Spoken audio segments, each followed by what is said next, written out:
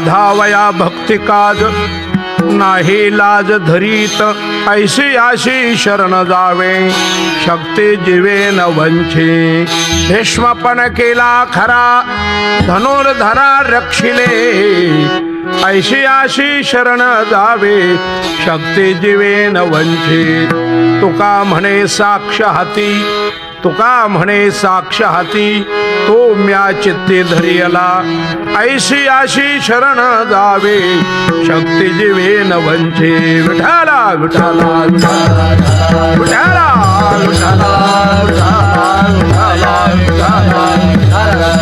पांडुरंगा करू प्रथम नमना करू प्रथम नमना पांडुरंगा करू प्रथम नमना करू प्रथम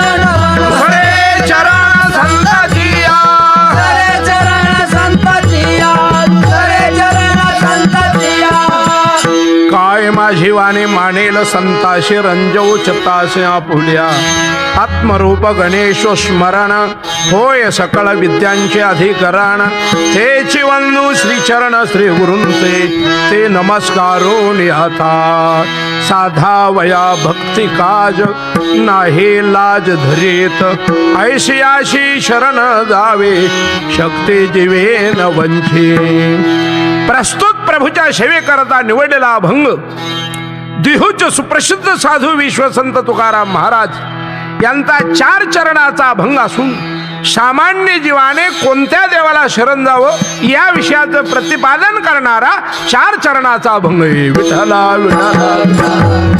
विठ्ठला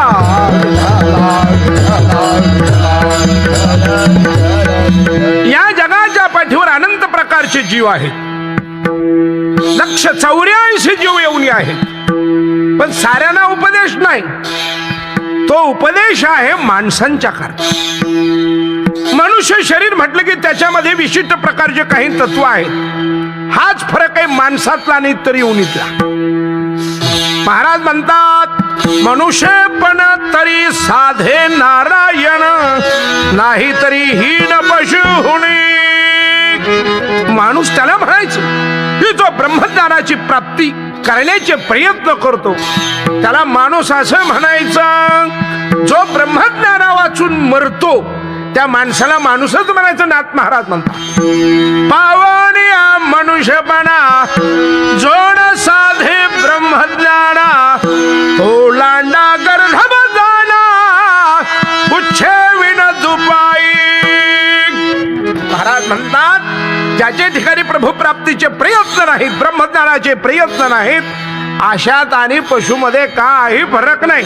एक लक्षामध्ये ठेवा, ज्ञाना वाचून जेवढे उपाय कराल तेवढे उपाय तुम्हाला सुख समाधान अथवा मोक्ष देण्याला कामी पडेल असं नाही. मोक्ष मिळावा असं वाटत असेल, आनंद मिळावा असं वाटत असेल तर एकच उपाय आहे ज्ञान, असं उपनिषदामध्ये म्हटलं आहे. हो, मोक्ष हवा असेल तर ज्ञान हवा आहे. अथ ज्ञानम मोक्षदा भगवानही ज्ञानेश्वरीच्या 15व्या अध्यायामध्ये सांगतात हे ज्ञान दयाचे हाती तोचे समर्थुई मुक्ती तैसा शतमक संपत्ती स्वर्गीचे. 100 यज्ञ करणारा जसा आणि स्वर्गाला जातो त्याप्रमाणे ज्याच्याजवळ ज्ञान आहे अशाला सहज मोक्ष प्राप्त होतो असा आता सिद्धांत आहे. एक लक्षामध्ये ठेवा, ज्ञान मिळवावं लागतं. हा, माणसामध्ये एक मूलभूत तत्व कायमस्वरूपी ते तुम्हाला मिळवावं लागत नाही. मिळवावं लागतं ज्ञान, ज्याने त्याने मिळवावं लागतं. बापाने मुलाला देता येत नाही असं नाथ महाराज म्हणतात. आत्मज्ञान नव्हे मिळाशी जेने वाटा लाविजे गोत्रजेशी. ते प्रत्येकाने आपलं मिळवायचं त्याला ब्रह्मज्ञान अथवा आत्मज्ञान असं म्हणतात. ज्ञान हे सर्वात महत्वाचं मूल्य माणसांच्या शरीरामध्ये आहे. ज्याच्या चित्तामध्ये अंतःकरणामध्ये ज्ञानाचा अभाव आहे त्याला महाराज म्हणतात ज्ञानहीन जीवन पशु तुल्य आहे. जगात सर्वात महत्वाची गोष्ट ज्ञान आहे. ज्ञानाच्या सदृशात दुसरी वस्तू नाही असं गीता शास्त्र सांगते. नाही ज्ञानेन सदृशम पवित्र मिह विद्यते. दुसरी वस्तू सध्या वर्तमान काळात तरी ज्ञानाच्या तुलनेत नाही. ते ज्ञान मिळवायचं असतं पण वाटेल तिथे मिळत नाही. ते ज्ञान बाजारात मिळत नाही. ब्रह्मज्ञान नाही मिळत हे हाडी. ब्रह्मज्ञान नाही मिळत हे हाडी. ब्रह्मज्ञान नाही मिळत हे हाडी. ब्रह्मज्ञान नाही मिळत हे हाडी. ज्ञान बाजारामध्ये मिळत नाही. गीतेमध्ये त्याचं पत्ता सांगितला. गीतेच्या 4थ्या अध्यायाच्या 14व्या श्लोकात म्हटलंय, तद्विद्धी प्रणिपातेन परिप्रश्नेन सेवया उपदेक्षन्ति ते ज्ञानं ज्ञानिनः तत्त्वदर्शनं. ते ज्ञान पैगंबरवे जरी मन्याथी आणावे तरी संताया भजावे सर्वेश्वेशी. अर्जुना, हे ज्ञान संतांच्या संगतीत मिळतं. पण एक लक्षात ठेवा, श्रद्धा नसेल तर ज्ञानही टिकत नाही. म्हणून श्रद्धा हवी आहे, ती मिळवावं लागत नाही, ज्ञान मिळवावं लागतं. श्रद्धा तुमच्या अंतःकरणामध्ये स्वाभाविकपणे आहे, तिला फक्त ज्ञानाची जोड द्या की झाला परमार्थ. नुसती श्रद्धा असेल, ती शास्त्र संप्रदाय नसेल. लक्षात ठेवा, शास्त्र विरहित संप्रदाय विरहित अंतःकरण पूर्वक असणारी नुसती श्रद्धा ती अंधश्रद्धाही असू शकते. पण श्रद्धे वाचून ज्ञान नाही हे 100% खरं आहे असं भगवानच गीतेत सांगतात. श्रद्धावान लभते ज्ञान. अर्जुना, तया तेची किंवशित हे ज्ञान पाविशित. दया माझी अचुंबित शांती असे. हे ज्ञान फिरत आणि जिथे श्रद्धा असेल तिथेच आश्रय येतो. म्हणजे श्रद्धे वाचून ज्ञान संभवत नाही, पण ज्ञाना वाचून जर श्रद्धा असेल, संप्रदाय वाचून श्रद्धा असेल, सत्संग शास्त्र वाचून श्रद्धा असेल तर ती श्रद्धा अंधश्रद्धा असू शकते. त्या श्रद्धेने देवाची प्राप्ती होत नाही. एक लक्षात ठेवा, श्रद्धा आहेच ना, मग ती श्रद्धा देवाकडेच जाते. नदी जशी समुद्राकडे जाते तशी कोणतीही श्रद्धा असू स्वाभाविकपणे ती देवाकडे ओढा असतो. पण अंतःकरण भ्रमप्रमादाने युक्त असल्यामुळे संता वाचून असणारी श्रद्धा, अंतःकरणाच्या प्रमादात वाढलेली श्रद्धा अंतःकरणाला अर्थात मनाला मानेल तसंच देवाकडे जाते. लक्षात ठेवा, देव आवडत नाही असा माणूसच सापडणार नाही. सर्वांना देव आवडतो, पण नुसत्या श्रद्धेने देव कळत नाही अथवा प्राप्तही होत नाही. कदाचित ती अंधश्रद्धा असू शकते, ती मिळवावं लागत नाही. ज्ञानोबा सांगतात, ऐशेनी सकाळ जगदंबर निखळ श्रद्धेचा केवळ ओतला असे. परिज्ञानी विननाशिले जिही बुद्धी भेदास आले. अरे अर्जुना, श्रद्धा आहे पण ज्ञानाविना आहे. मग त्या श्रद्धेला यथार्थ न कळल्यामुळे वाटेल त्याला देव समजते, वाटेल तिकडे देव देव म्हणून स्वतःच्या प्रमादात वावरते. अंतःकरणाच्या साह्याने त्याला देवाची प्राप्ती होत नाही. असाच एक संप्रदाय विना, शास्त्राविना, संताविना पण श्रद्धेची कास धरून एक गृहस्थ आणि प्रभू प्राप्ती करता प्रयत्न करत होता. त्याला साधक असं म्हणा, देव मिळावा त्याला असं वाटायचं, देवाशी आपले संबंध असं वाटायचं, पण नेमकं काय करावं हेच कळत नसत. वाटेल तो देव दिसला की त्याला शरण जायचा. भले तो दगडाचा असो, लोखंडाचा असो, पत्र्याचा असो, तांब्याचा असो, जिथे जिथे शेंद्राचा असो, जिथे जिथे देव नजर पडेल तिथे शरण जायचा. याला म्हणायचं निव्वळ येड. अशा नाना प्रकारचे देवदेवता करत भ्रमप्रमादाने ज्ञानाची कास संप्रदायाचा आधार न घेता प्रमादात देवादेवाकडे निघालेला साधक खूप शिनला आणि तुकोबरायाकडे आला. तो म्हणे, महाराज सांगा ना, मी कोणत्या देवाला शरण जाऊ? मी पुष्कळ देव केले, नाना प्रकारचे देव केले, एक दिवस सुद्धा रिकामा ठेवला नाही. त्याने आपली कर्म कहाणी सांगायला सुरुवात केली. ज्ञान नसल्यामुळे नुसत्याच श्रद्धेने मन मानेल तसं मी देवपूजा करत होतो. मला वाटायचं कोणताही देव मला येऊन पटकन प्राप्त होईल. बरा म्हणतात, बाबा तू कोणाकोणाला शरण गेला, त्यांनी तुला समाधान दिलं का? मग त्याने आपली कर्म कहाणी सांगायला सुरुवात केली. मला असं वाटलं की जगदंबेला शरण गेल्यावरती मला समाधान देईल, म्हणून आई भवानी थोर जाणून तिथं म्या उपासले वा. आई भवानी थोर जाणून तुझं म्या उपासले हो. हाती परडी घेऊन तिने मला भिकेशी लाविले वा. हाती परडी घेऊन तिने मला भिकेशी लाविले हो. आडुळा तांबडा करुणी आपणा जवळी बैसाविले वा. तुला मागणा करुणी आपणा परी बैसाविले हो. आऊदोस तुझे भरे फिरे कर करे भूतमावरे मज व्यर्थच न वाटला. तुझ्या फुलावरा बांधिला, तुझ्या फुलावरा बांधिला, फुलावरा बांधिला, तुझ्या फुलावरा बांधिला. हा फुलवारा बांधिला तुझं म्या फुलवारा बांधिला हो. फुलवारा बांधिला तुझं म्या फुलवारा बांधिला हो. त्या जगदंबेला शरण गेलो तर त्यांनी भिकायलाच लावलं. माझा तिच्यावर तर विश्वास उठला. ज्ञान नसल्यामुळे मग पुन्हा मी शरण गेलो पंचदेवाला. पंचदेवाला शरण गेल्यानंतर सांगायला सुरुवात केली. माझे घरी पावन भैरवई बोली बैसलाव. माझे घरी पाहून भैरव येऊनी बैसला हो. त्रिगुणाचा त्रिशूळ घेऊन प्रपंच विस्तारी लावो. शरण गेलो भैरवाला. त्या भैरवाने मला ताप दिला. माझा त्याच्यावरचाही विश्वास उठला. माझी श्रद्धा नंतर खंडोबाकडे गेली. नवस करोणी खंडोबाची मुरळी हुनी बैसले व. आपले जे का सखे सजनते विवंचुनी भरी भरले व. वारी मागता पोट भरेना बहुश्रम पावले व.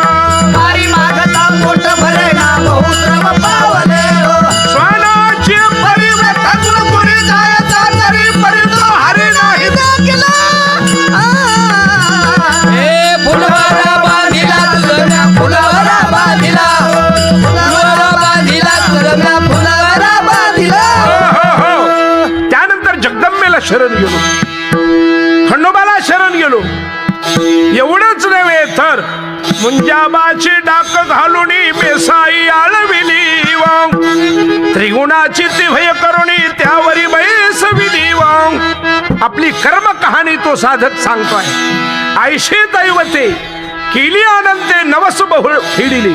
परत ते फलकट झाले शेवटी काही उपयोग झाला नाही हो. शीन झाला उलट. महाराज म्हणले, तू कसं काय भजन करत होता, चिंतन करत होता, देवाच्या प्राप्ती करत होता, सांग बरं.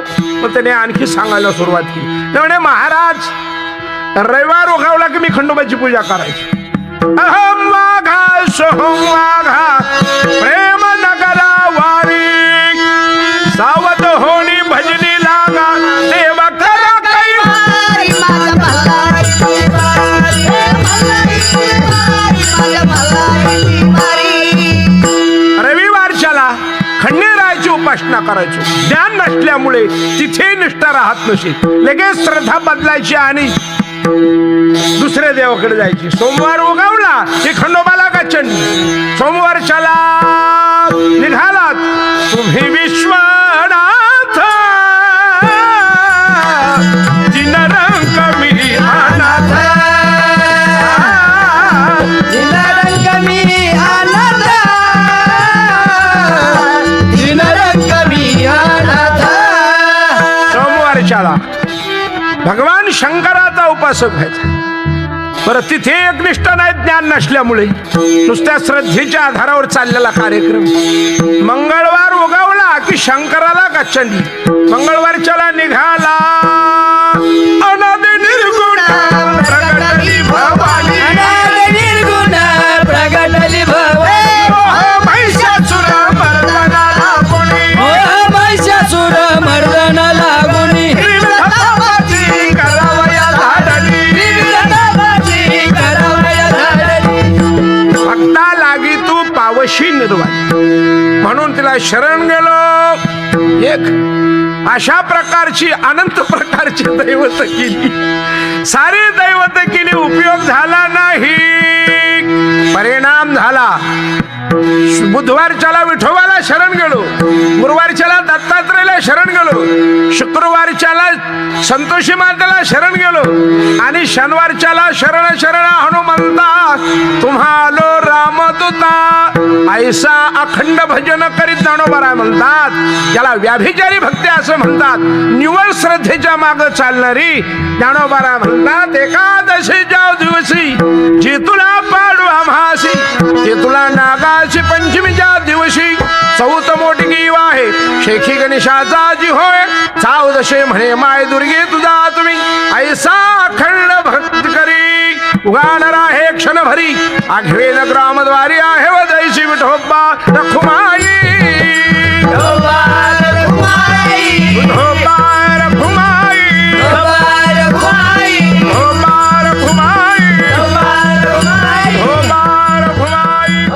त्या साधकाने आपली कर्म कहाणी सांगितली महाराज कोणाला शरण जावं हेच कळेल ऐसा अखंड भजन करी उगान राहे क्षण भरी अघवेन ग्रामद्वारी आहे व जैशी असा नाना प्रकारची साधनं करून थकलेला निळोबराच्या भाषेत सांगायचं ठरलं तर नाना साधनाच्या केल्या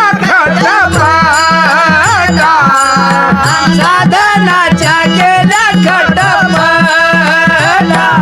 नाना प्रकारची साधनं केलेला खटपट केलेला थकलेला एक मुमुक्षु साधक तुकोबारायाला विचारतो महाराज मी ज्यांना ज्यांना शरण जायचा प्रयत्न केला मला पदरात दुःखच मिळाले सांगा ना कोणाला शरण जाऊ मग तुकोबाराय त्याला सांगतात बापा अशा शेंद्रिय हेंद्र्याला शरण जाऊन तुला काय प्राप्त मिळेल शेंदरी हेंदरी दैवते कोणती पूजी भूते घेते आपल्या पोटाजी रडते मागती शिते अवदान ते भिकारे इतर भक्तांना आपल्या भक्तांना काय देतील आपुले इच्छे अनेका पिढी अशाना शरण जाऊन फायदा नाही मग सांगा ना कोणाला शरण जाऊ महाराज म्हणतात अशा खरपुडे देवाला शरणच जाऊ नको शरण जा कशाला शरण जा ऐशी अशी शरण जावे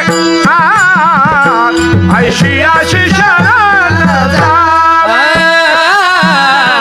ऐशी अशी शरण ऐशी अशी शरण अरे बापा उग कसल्यालाही शरण गेला नुसत्या अंधश्रद्धेने म्हणून का तुला सुख समाधान मिळेल त्यांना शरण जाऊन आपलं आयुष्य बर्बाद करू नको मग अशाना शरण जा कशाना शरण जा कोणाला शरण जा हे अभंगाच्या पहिल्या चरणात सांगितलं आहे साधवया भक्ती कादा साधवया भक्ती कादा साधवया भक्ती कादा साधवया भक्ती कादा नाही लाज धरीत नाही लाज धरीत नाही लाज धरीत ऐसी आसी शरण जावे ऐसी आसी शरण जावे नाही लाज धरीत नाही लाज धरीत नाही लाज धरीत ऐसी आसी शरण जावे ऐसी आसी शरण जावे अरे अशाला शरण कार्य करण्यामध्ये जो लाजत नाही, अहोरात्र भक्ताचं काम करण्याला जो तत्पर आहे, ऐशी अशी शरण जावे, कैशी अशी शरण जावे, अशा देवाला शरण जा. शक्ती जीवेन वंचित, आपणाला शरण येणाराची शक्ती हनन करत नाही, त्याचा जीव घेत नाही, अशा देवाला शरण जावा. एक लक्षात ठेवा, या अभंगामध्ये तुकोबारायांनी अशा देवाला शरण जायचं सांगितलं, पण त्याचं नाव सांगितलेलं नाही. हा, त्याची लक्षणं सांगितलेली आहेत. ऐका, 2 मिनिटात सांगतो म्हणजे कळेल आपल्याला. एका राजाचा वाढदिवस होता. एका फाशी पारद्याने राजाला द्यायला पोपट आणला. पोपट मोठा गोड होता, गोड गोड बोलायचा, अधिक डाळ रोटी खायचा, नवीन असल्यामुळं तर मिट्टू मिट्टू बोलायचा. चांगला पोपट होता. तो राजाला फार आवडला. दरबारामध्ये राजाने जाहीर करून टाकलं, या पोपटाला सांभाळायला 5 नोकर, प्रत्येकीला 5-5 हजार रुपये महिना. जो कोणी आमच्या अतिप्रिय पोपटाची वाईट बातमी सांगेल त्याचा शिरच्छेद करण्यात येईल. तो पोपट खातच राहिला, गले लठ्ठ झाला. राजा बंड मोडण्याकरता एका भागामध्ये गेला. महिनाभर मुक्काम तिकडेच पडला. मागे जे घडू नये तेच घडलं. पोपट खरंच मेला ना, पण राजाला सांगायचं कुणी जाऊ, कारण वाईट बातमी सांगितली तर शिरच्छेद करतोय राजा. मग एक म्हातारा माणूस गेला, तो पोपटाचाच नोकर होता. राजाने त्याला पाहिलं, म्हटलं, अरे वा, तुम्ही इकडे आलात आणि पोपटाचं कसं काय? तो म्हणला, काय नाही, पोपट खुशाले, काही काळजी करायचं कारण नाही. असं का? त्याने सांगितलं, 8 दिवसापासून शांत झोपलेला आहे, बाकी काही काळजी नाही, पोपट खुशाले. म्हणजे झोपलाय, खाण्यापिण्याचं काय त्याचं? नाही, मला खाय प्यायचा कुठे प्रश्नच येत नाही, बाकी पोपट खुशाले. अहो, तो चोच पिन उघडतो की नाही? तो कसा काय उघडील महाराज चोच? 8 दिवसापूर्वी जी तोंड फाकलं, चोच फाकली, ती मिटलीच नाही, बाकी पोपट खुशाले. अरे तो डोळे वगैरे पाहतो की नाही, उघडतो की नाही? नाही नाही, डोळे उलट खलास झाले, त्याच्या डोळ्यात मुंग्या जातात आणि बाहेर येतात. हातपाय हलवतो का? त्या दिवशी पंखाने हातपाय हलवले, बाकी पोपट खुशाले. तो म्हणला, अरे वेड्या, मेला म्हण ना. तो म्हणला, मी कशाला म्हणू? जो सांगल त्याला शिरच्छेद करता. आता मला सांगा, हे एवढी लक्षणं सांगितली, जिवंत पोपटाशी लागू होतात काय?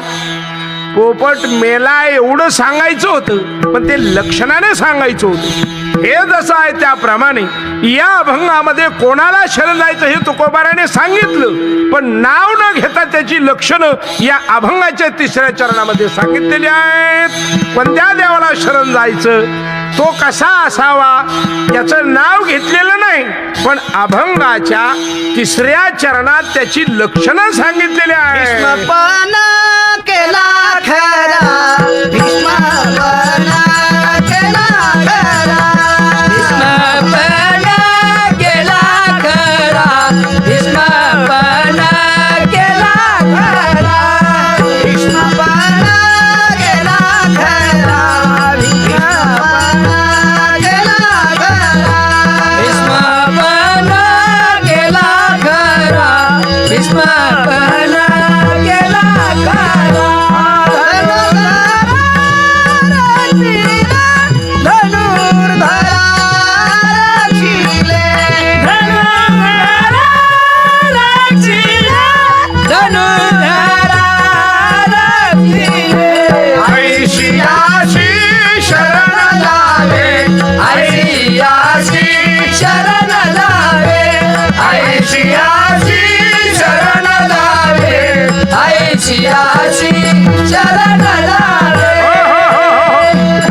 महाराज सांगतात, बापा ऐक, कोणाला शरण जायचं? जो आपल्या भक्ताचं रक्षण करण्यामध्ये समर्थ असेल अशाना शरण जा.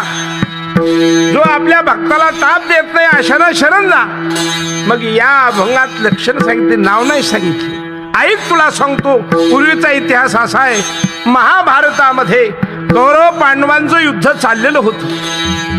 त्या युद्धामध्ये युद्धाचा 9वा दिवस होता.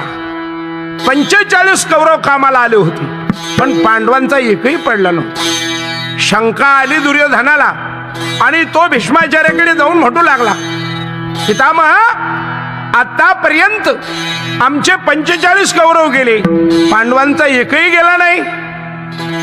असं आम्हाला वाटतं की तुम्ही आमच्या बाजूने युद्ध करता, पण जय मात्र पांडवाचाच इच्छिता. त्या म्हाताऱ्याला खूप राग आला.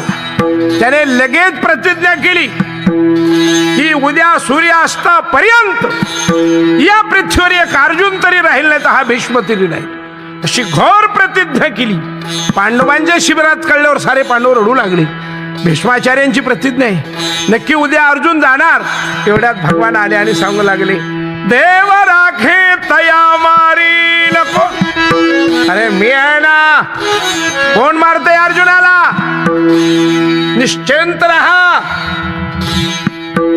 त्या दिवशी शांत राहिले, पण भगवान मध्यरात्रीला उठले, द्रौपदीला उठवलं. चाल द्रौपदी, अर्जुन वाचवायचा असला तर हा शेवटचा उपाय, चाल. द्रौपदीला बरोबर घेतलं आणि भीष्माच्या शिबिरात आले. भीष्म हा थोर साधू होता. पहाटेच भीष्माचार्य उठायचे, उत्तरणी वस्त्र अंगावर घ्यायचे आणि चिंतन करत बसत असत. रस्त्यात जाताना द्रौपदीला सांगितलं, द्रौपदी, पहाटेच भीष्माचार्याचा आशीर्वाद घेण्याकरता कौरवांच्या स्त्रिया येतात. त्यांना भीष्माचार्य आशीर्वाद देतात, सौभाग्यवती भव. त्यामुळे आतापर्यंत बरेचसे कौरव जिवंत आहेत.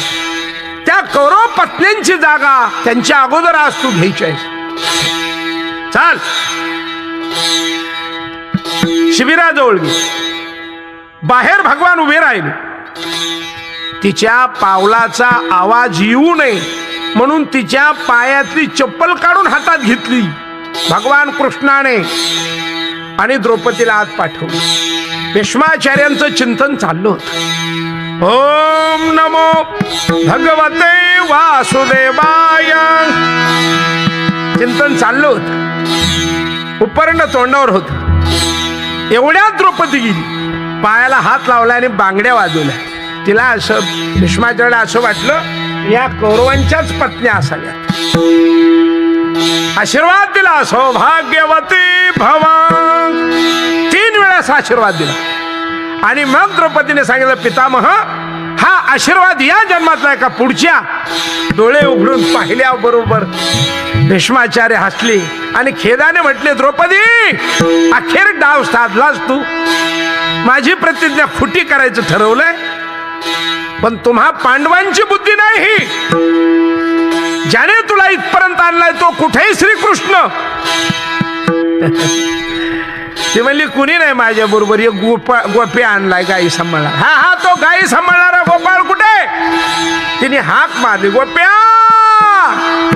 सेवकाच्या श्री धरून चाले पादुका, सेवकाच्या श्री धरून चाले पादुका, सेवकाच्या श्री धरून चाले पादुका, सेवकाच्या श्री धरून चाले पादुका. त्या द्रौपदीच्या चपला आपल्या डोक्यावर घेतल्या आणि भगवान रांगत आले. हे कोण आलो, हे कोण आलो? भीष्माचार्यांच्या समोर आल्याबरोबर भीष्माचार्याने ओळखलो. पुरे पुरे गोपाळा, मला माहिती तुझा खेळ. ठाईचाची काळा अनादे बहु काळा, ठाईचाची काळा अनादे बहु काळा, ठाईचाची काळा अनादे बहु काळा, ठाईचाची काळा अनादे बहु काळा. म्हणून वेदा ताळा लाविला गे माया, म्हणून वेदा ताळा लाविला गे माया, म्हणून वेदा ताळा लाविला गे माया, म्हणून वेदा ताळा लाविला गे माया. ठाईचाची काळा अनादे बहु काळा, ठाईचाची काळा अनादे बहु काळा, ठाईचाची काळा अनादे बहु काळा, ठाईचाची काळा अनादे बहु काळा. भीष्माचार्य सांगतात, पुरे पुरे कृष्णा, माझी प्रतिज्ञा खोटी करायला होतो ना. आता मी सुद्धा तुला प्रतिज्ञा करायला खोटी करायला काय करणार? भीष्माचार्याने सांगितलं उद्या रणामध्ये मी अर्जुनाला ज्यावेळेला मारायचा प्रयत्न करील तू गेलेली प्रतिज्ञा मी खोटी करायला काय प्रतिज्ञा केली ती भगवान कृष्णाने? रणामध्ये हातात शस्त्र धारण करणार नाही.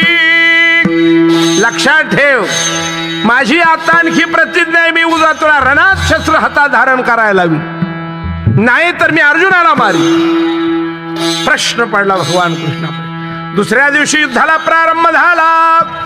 भीष्माचार्याने घनघोर लढाई सुरू केली. एक अशी शक्ती अर्जुनावर सोडली की तिचा नुसता वारा लागला तर अर्जुनी 4 योजने जाऊन पडले. भगवान म्हणतात माझ्या अर्जुन माझ्या भक्तावर शक्ती टाकली, लगेच धावले रणामध्ये, रथाचं मोठं चाक घेतलं आणि धावले. भीष्माचार्याने सांगितलं पुरे पुरे पुरे झाला तुझा पुरुषार्थ. भक्तांचं रक्षण करण्याकरता प्रतिज्ञा खोटी केली, माझी करायचा प्रयत्न केला, मीच तुझी खोटी करून दाखवली. भीष्म पण केला खरा. मी काल प्रतिज्ञा केली होती तुला रणात शस्त्र धारण करायला लावील अर्जुनाचं रक्षण करण्याकरता. बोल माझी प्रतिज्ञा खरी केली की नाही मी? हे कोणी केलं? भैरूबानी का मर्यायनी? जानाई जो खाई यमाई तू खाई लोनाई यांनी नाही. कृष्णं वंदे जगद्गुरु भगवान कृष्णाने केले. तुकाराम महाराज म्हणतात अरे शेंद्रेंद्रांना शरण जाण्यापेक्षा ज्याने भीष्माची प्रतिज्ञा खरी केली आणि अर्जुनालाही वाचवलं ऐसे असे शरण जावे. ऐशी शरण ऐशी शरण जावे. ऐशी शरण ऐशी अशी शरण जावे. ऐशी अशी शरण जावे. ऐशी शरण जावे. ऐशी शरण अशानं शरण जावा. आणखी काही देव आहेत. इंद्र आहे, ब्रह्मदेव आहे, चंद्र आहे, कुबेर आहे, पुष्कळ 33 कोटी देव चामुंडा, 8 कोटी भैरव रे. अनंत प्रकारचे देव आहेत, पण जीवाने त्यांना शरण जाऊ नये. कारण ते सुद्धा जीवच आहेत. तुम्ही जसे जीव आहेत तसे ब्रह्मदेव सुद्धा जीव आहे, इंद्र सुद्धा जीव आहे, अष्टदिक्पाल जीव आहेत. भगवान सांगतात गीताशास्त्रामध्ये ब्रह्म भुवनालोका पुनरावृत्ती अर्जुन. हे अर्जुना एरहवी ब्रह्मपणाची भडसे न चुकती पुनरावृत्तीचे वळसे. ब्रह्मदेव सुद्धा जीव आहे, म्हणून जीवाने जीवाला शरण जाऊ नये. आता इंद्र भोग भोगतोय इंद्र, म्हणून तो जीवच आहे. ब्रह्मदेवाच्या एका दिवसामध्ये 14 इंद्र होतात. अर्थात इंद्र हे पद आहे, इंद्रपद ब्रह्मपद आहे, ते कर्माने धर्माने प्राप्त होतात. लक्षात आलं का? तिथे जाणारे सारे जीव काय ब्रह्मादिक पदे दुःखाची शिराणी, किंवा तू का म्हणे त्यांचे कळले आम्हा वर्म जे जे कर्म धर्म नाशिवंत. अर्थात त्यांना शरण जाऊन काही उपयोग नाही. जीवाने जीवाला शरण गेलं तर काय फायदा आहे? ज्ञानोबाला सांगतो राणे दुःखिया दुःखी भेटले. 2 दुःखी एकमेकाला भेटले तर कुणी कोणाच्या दुःखाची निवृत्ती करावी? डायबिटीस वाला गेला विचारायला, कोणाला? ब्लड प्रेशर वाल्याला. तो काय त्याच्या दुःखाची निवृत्ती करील? म्हणून अशाला शरण जाण्यात जीवाला काही फायदा नाही. जीवाने देवाला शरण जाऊ. काय जो मज हो या शरण त्याचे बी निवारी जन्म मरण. ह्या लागी शरणांगता शरण मीच एक. अर्जुना जीवाने देवाला शरण जाऊ. देवाला शरण जावं, पण कोणत्या देवाला शरण जावं हेच सांगितल्या भजनामध्ये. भीष्मपण केला धनुर्धरा रक्षिले. तुकोबारा म्हणतात मी नुसतं तुम्हाला सांगतो असं नाही, मीच स्वतः अशा प्रभूला शरण गेलो आहे. तुका म्हणे साक्ष हाती, तुका म्हणे साक्ष हाती, तुका म्हणे साक्ष हाती.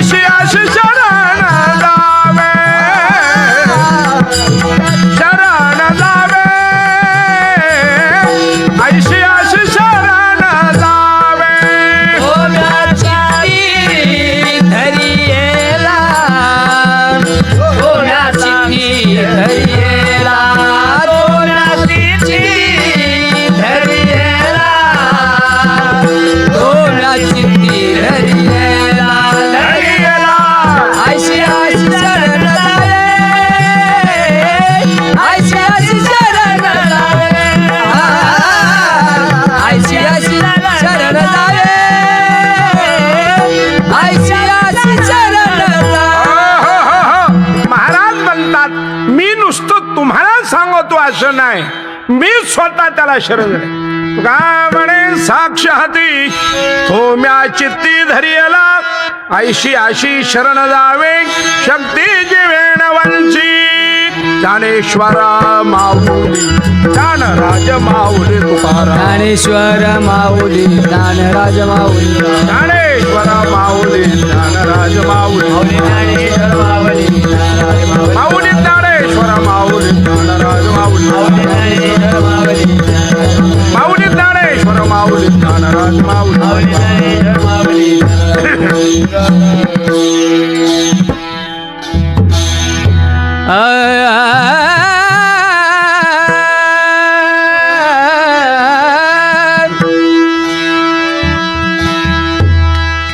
तुका म्हणे साक्ष आले, तुका म्हणे साक्ष हाती,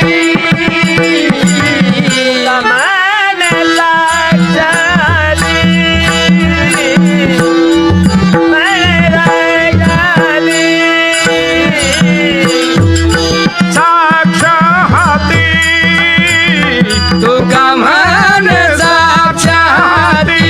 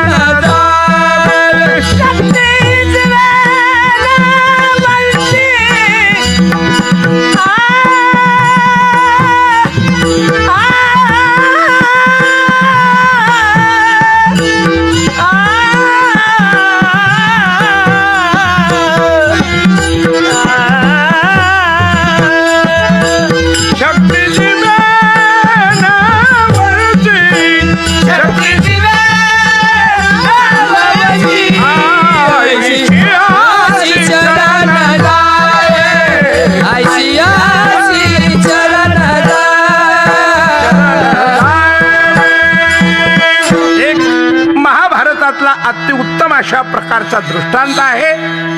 करो पांडवांचं युद्ध पूर्ण संपुष्टात आलं. अर्जुन फार थकला. 18 दिवस घनघोर लढाई झाल्यामुळे भगवान कृष्णाला सांगितलं, प्रभू मला विश्रांतीची नितांत गरज आहे, कुठेतरी चला. आणि अर्जुनाला रथावर घालून भगवान काम्यकोणाच्याही पलीकडे गेली. असं सुंदर वन होतं, गगनचुंबी झाडे, फळ झाडांना फळं लगडलेली, नाना प्रकारची फुलं झाडं, जाई जुई, शेवंती, जास्वंती, मोगरा वगैरे, त्याच्यावर उत्तम प्रकारे भ्रमराचं गुंजेराव चाललेलं. पलीकडच्या बाजूला हिरवीगार सावली, हरळी, मयुरांचं नृत्य चाललेलं, कोकिलांचे कलरव चाललेले. अर्जुनाने चटई अंथरली एका झाडाखाली विसावला. कृष्णाला सांगितलं, भगवान फार तहान लागली, पाणी आणाल का? भगवान गेले पाणी आणायला. आणि कृष्णाच्या मनामध्ये पाठीमागं आलं, हा एकांत आहे, इथं जर द्रौपदी हे सुभद्रा असती तर किती चांगलं झालं असतं. हो, मनात यायचा अवधी की लगेच सुभद्रा पाठीमागून हजर. अर्जुन म्हणतो, सुभद्रा हो बोले, तुम्ही माझी आता आठवण केली ना, सेवा केली. सुभद्रा निघून गेली. अर्जुनाला समाधान वाटलं. जाताना त्याने सांगितलं, लवकर जा, आता कृष्ण येईल. म्हणेल काय अर्जुन श्रेयने इथे आला तर पत्नीला घेऊन आला, लवकर जा, इकडून जा. सुभद्रा निघून गेल्या आणि तेवढ्यात भगवान पाणी घेऊन आले. अर्जुनाकडे पाहिलं, म्हणे अर्जुना तुझ्या चित्तात समाधान वाटतंय, चेहऱ्यावर समाधान वाटतंय, जरा सुखावल्यासारखा झाला तू. काय रे, काय घडलं? तुम्हाला काही नाही, काय नाही. भगवान म्हणले, साल्या मला सांगत नाही म्हणजे कळणारच नाही का? झालं. त्या दिवशी तिथे विश्रांती घेतली, 2 दिवस थांबले आणि परत आले. घडलं काय होतं, फुकट सेवा घेऊन हा या सिद्धांत संस्कृतीतला असल्यामुळे सुभद्रेने जरी सेवा केली पत्नी म्हणून, तरी अर्जुनाने आपल्या बोटातली अंगठी काढली, सुभद्रेच्या बोटात घातली. बस. घरी आल्यानंतर 2 दिवसांनी अर्जुनाला आठवण आली असेल तर अंगठीची. हाक मारली, सुभद्रा काम्यकोणामध्ये तुझ्या बोटात दिलेली अंगठी कुठे आहे? सुभद्रेने सांगितलं, कसलं काम्यकोण, कसली अंगठी? मग अर्जुन पाणीदार होता, त्याने ऐकलं नाही. त्याने बायकोला मारण्याकरता म्हणून हात उगारला. अर्जुनाने हात उगारल्या बरोबर महाराज सांगतात, कोठे न दिसे महाता उडी घाली आवाजी तार, उडी घाली आवाजी उडी घाली आवाजी तार. कुठेही दिसत नाही, पण भक्ता करता वाटेल तिथून येत. आता सुभद्रेला मारणार अर्जुन, एवढ्यात भगवान मध्ये अरे हो हो हो अर्जुना थांब, मारामारी चालले का? अर्जुन म्हटला, नाही, आमचा खाजगी मामला आहे, नवरा बायकोचा मामला आहे, तुम्ही मध्ये तोंड घालायचं नाही. अर्जुन काही म्हणेल हो, पण बहीण ऐकेल का सांगितल्याशिवाय? ते म्हणे, दादा पहाटपासून नव्हे कालपासून हे असंच कसलं काम्यकोण, कसली अंगठी, काय बरळल्यासारखं बोलतोय बघ. तरी अर्जुन मग हात उगारला अर्जुनाने सुभद्रेला. मग काय केलं भगवंताने, ज्या बोटात भगवंताची अंगठी होती ना, ती बोट मध्ये धरलं. म्हणे, अर्जुना हे बा मारामारी करू नये, गृहस्थ आश्रम काय मारामारीचं नाही, मारल्याने काय गोष्टी सफल होत नाहीत. अर्जुन म्हटला, कृष्णाच्या बोटातच माझी अंगठी ही याच्याकडे गेली कशी काय? मग अर्जुन म्हणतो, देवा खरं सांग, माझ्या बोटातली अंगठी मी सुभद्रेच्या बोटात घातली, ही तुझ्या बोटात आली कशी? मग भगवान म्हणले, मूर्ख अर्जुना, तुला कळत नाही रे, तू मला इतका प्रिय आहेस, इतका आवडतो आहेस की तुझी इच्छा परिपूर्ण करण्याकरता सुभद्रा सुद्धा मी झालो. तुकाराम महाराज म्हणतात, अशा देवाला शरण जा, पंचदेवाला. साधा वया भक्ती काज नाही लाज धरीत. आपल्या भक्तांची कामं करण्यामध्ये तो लाज धरीत नाही, अशांना शरण जा. या अभंगाचं तात्पर्य इतकं, इतरांना शरण जाण्यापेक्षा संतांच्या संगतीमध्ये आणि प्रभूला शरण जावं, हा त्याचा सिद्धांत आहे. सदर अभंग मी माझे गुरुवरे उकुंठवासी वामन भाऊ महाराज यांच्याकडे ऐकला, तुमच्या पुढे मांडायचा प्रयत्न केला. करविली तशी केली कटकट, वाकडी की नीट देव जाणे. विठ्ठल जय जय.